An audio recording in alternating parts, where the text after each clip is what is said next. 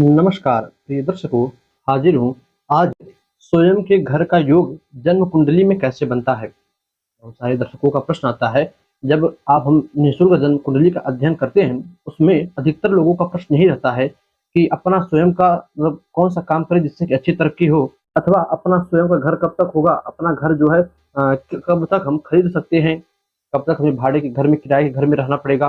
दर्शकों, कुछ योग, कुछ सूत्र हैं जो कि जन्म कुंडली के अंदर घटित हो तो ऐसे जातकों को अपना स्वयं का घर लेने में आसानी होती है, या कुछ ऐसे दुर्योग भी हैं जो कि जन्म कुंडली में घटित हो तो ऐसे लोगों को अपना स्वयं का घर लेने में बड़ी ही दिक्कतें आती हैं।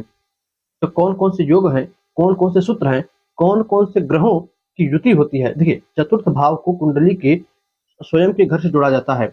इसी घर में मंगल जैसे अत्यधिक क्रूर ग्रह या पापक ग्रह बैठे तो ऐसी स्थिति में जातक को अपना स्वयं का घर लेने में दिक्कतें आती हैं। और कुछ ऐसे शुभ ग्रह हैं जो कि इसी भाव से ताल्लुकात रखे या किसी प्रकार से संबंध बनावे तो ऐसे जातक के एक दो नहीं अनेकों घर होते हैं, किंतु थोड़ी मेहनत करने के बाद।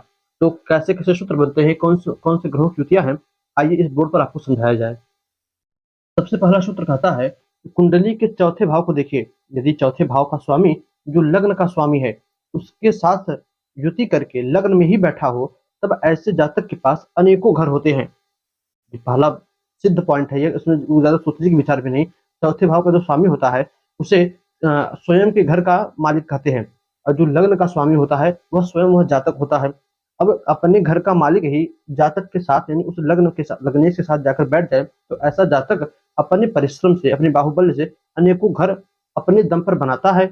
भले ही उसका वह सुख ना ले पावे, किंतु अनेकों घर बनाता है। अब सुख क्यों ना ले पाएगा?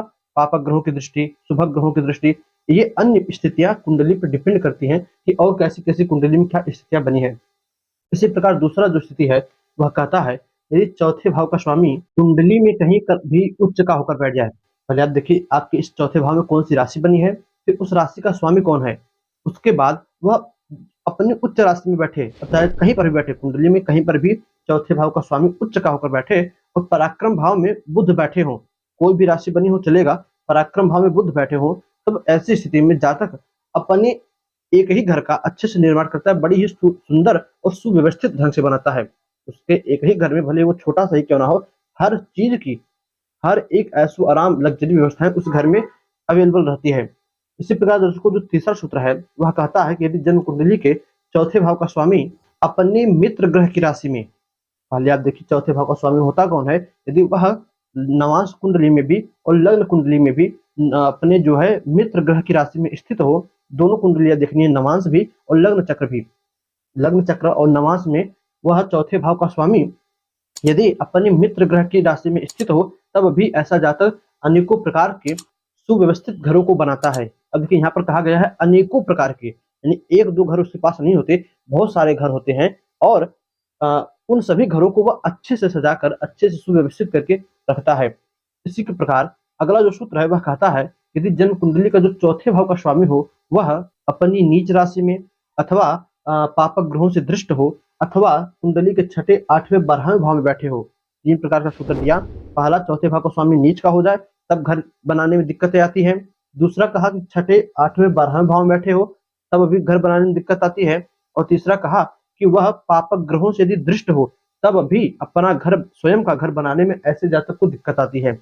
दर्शकों, यहीं पर एक सूत्र और कहता है कि यदि जन्म कुंडली के चौथे भाव में मंगल बैठे हों, बढ़िया हो, मजबूत हो, अंश बल से भी और भाव बल से भी मजबूत हो चौथे भाव में मंगल, तब ऐसे जातक को सबसे पहले किराए के घर में रहना पड़ता है। उसके बाद यदि शुभ ग्रहों की अन्य दृष्टि हुई, तब ऐसा जातक पहले किराए के मकान में रहेगा, फिर अपना स्वयं का घर बनाता है। इसी प्रकार दूसरा सूत्र कहता है कि जन्म कुंडली का जो चौथा भाव है, यदि उसमें शनि की राशि बनी हो और शनि ही बैठे हो, यानी यहाँ पर मकर या कुंभ राशि बनी हुई 10 और 11 नंबर की गिनती लिखी हो और शनि चौथे भाव में बैठे हो, तब ऐसे जातक के पास तो अनेकों घर होते हैं, यानी 1, 2, 3 अधिक घर होते हैं, किंतु उसे अपने घर का सुख नहीं मिलता। क्यों नहीं मिलता? चाहे वह कमाने के लिए परदेश चला जाए, चाहे वह बम्बई, दिल्ली इत्यादि शहरों में जाकर किसी फ्लैट में, किसी चॉल इत्यादि में रहे, अथवा किराए के मकान में, अपना गाँव में अपना खुद का मकान है, किंतु कमाने के लिए दूसरे देश में जाकर किराए के मकान में रह रहे हैं, तो घर का सुख कहाँ से मिला?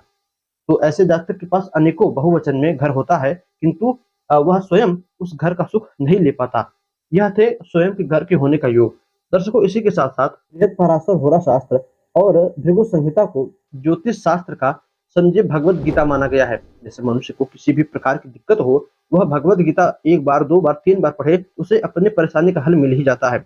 उसी प्रकार आपको ज्योतिष से, कुंडलियों से संबंधित कोई दिक्कत हो, तब आप बृहत्पराशर होरा शास्त्र या भृगु संहिता उठाकर देखो, तो कोई ना कोई सूत्र ऐसा मिल ही जाता है जो कि हमारे उस परेशानी को दूर कर सके। तो बृहत्पराशर होरा शास्त्र और भृगु संहिता में हमें कुछ सूत्र मिलते हैं जो कि कहते हैं, यदि जन्म कुंडली में आपको जो है चौथे भाव से निर्णय करना है, चौथे भाव से जो है घर, मकान, अपना स्वयं का निजी संपत्ति जो अचल हो, यानी 4 व्हीलर, 2 व्हीलर, भूमि, भवन, वाहन इत्यादि, माता का सुख, चौथे भाव से देखना चाहिए। तो भृगु संहिता कहती है यदि चौथे भाव में मंगल बैठे हो, तब यह भी अपना स्वयं का घर होने के लिए और उससे बढ़िया कोई जो है लग्जरी व्यवस्था है, यानी वाहन इत्यादि के लिए, 2 व्हीलर, 4 व्हीलर के लिए मंगल का चतुर्थ भाव में होना बड़ा ही अच्छा माना गया है। यदि मंगल कुंडली के चतुर्थ भाव में मजबूत हो, बढ़िया हो, तब ऐसी स्थिति में जातक के पास अनेकों प्रकार के वाहन इत्यादि रहते हैं। वहीं पर दूसरा कहता है, यदि चतुर्थ भाव में शनि बैठे हो, मंगल ठीक है, मंगल से जो है हमें अचल संपत्ति, वाहन इत्यादि को देख लिया, किंतु यदि यही चतुर्थ भाव में शनि बैठे हो, तो सूत्र कहता है कि ऐसा जातक का नया घर तो कम उम्मीद है बना ले, किंतु पुराने घरों को अत्यधिक खरीदता है। जैसे आप देखिए, बना बनाया घर कुछ लोग होते हैं जमीन सहित बेच देते हैं।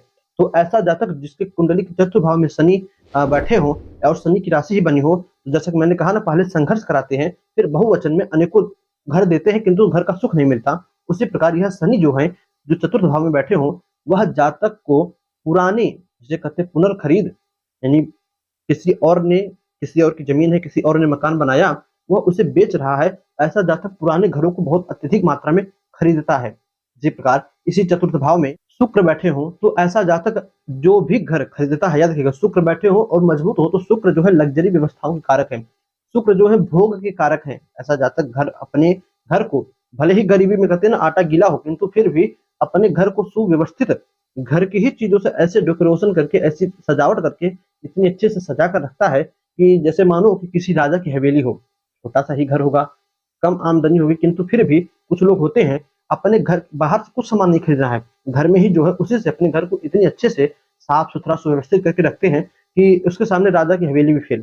तो यह कुछ सूत्र थे जो कि कुंडली में बने। तो ऐसे जातक को अपने घर के विषय में विचार करना चाहिए। तो आप देखिए आपकी कुंडली में किन किन प्रकार का सूत्र बन रहा है और कैसा घटित हो रहा है, कमेंट में अवश्य बताइएगा। साथ ही साथ आपकी कुंडली के चौथे भाव में इनमें से कोई ग्रह बैठा हो और आपके साथ उल्टा हो रहा हो, तो जैसा कि हर रविवार को हम निःशुल्क जन्म कुंडली का अध्ययन करते हैं, तो आप अपना कमेंट और प्रश्न वीडियो के नीचे कमेंट कर दीजिएगा, अपनी डिटेल जो भी डेट ऑफ बर्थ इत्यादि हो, जिससे कि आपकी कुंडली का भी अध्ययन, कि यदि चतुर्थ भाव में ग्रह बैठे हैं तो वह फल क्यों नहीं दे रहे हैं और क्या कमी है, रविवार के दिन किया जाएगा। तो दर्शकों, पहले आप चतुर्थ भाव को देखिए, अपने कौन से ग्रह बैठे हैं और किन किन प्रकार के ग्रहों की युति है।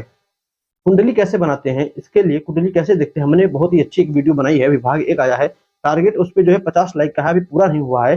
तो आप लोगों से उम्मीद, व्यूज बहुत अच्छा खासा आ गया है, देखने वाले बहुत लोग देखे, किंतु लाइक नहीं करते वीडियो को। तो हमारा समझ क्या जाता है, आपका एक लाइक कर दिया करिए, जिससे कि हमें वह वीडियो और आगे बढ़ाने में मदद मिले। 2 हफ्ते हो गए धीरे धीरे, किंतु अब तक उसका टारगेट पूरा नहीं हुआ है। तो आप जाइए, उस वीडियो का लिंक मैं नीचे आई बटन दे दूंगा, आप वह वीडियो देखिए, उस वीडियो को लाइक कीजिए, जिससे कि हमें और भी आगे उसका जो भाग 2 है, पार्ट 2 है, वह बनाने में हमें जो है देरी ना हो। तो उस वीडियो को आप देखिए, लाइक कीजिएगा। तो बस आज के लिए इतना ही। दर्शकों, इजाजत दीजिए, मैं पुनः आपसे मुलाकात होगी। इस वीडियो पर कोई शंका होगा तो प्रश्न कीजिएगा, कमेंट कीजिएगा, उचित रहा तो वहीं पर कमेंट में ही आपके प्रश्नों का उत्तर दे दिया जाएगा, अन्यथा जो निःशुल्क जन्म कुंडली का अध्ययन होता है उसमें आप लोगों के प्रश्नों को भी ले लिया जाएगा। बस आज के लिए इतना ही, इजाजत दीजिए, पुनः आपसे मुलाकात होगी किसी नए वीडियो में नए टॉपिक के साथ। तब तक के लिए नमस्कार।